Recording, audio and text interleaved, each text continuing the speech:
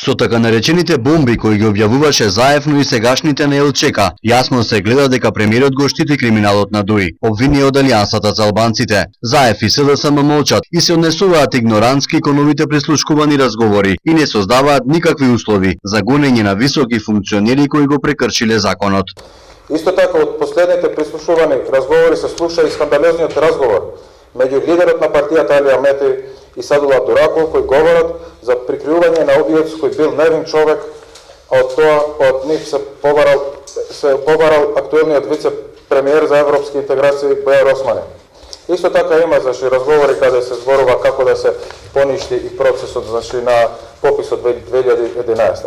Криминалот на ДУИ, како што посочи Беџети, ја држи во заложништво европската перспектива на земјава.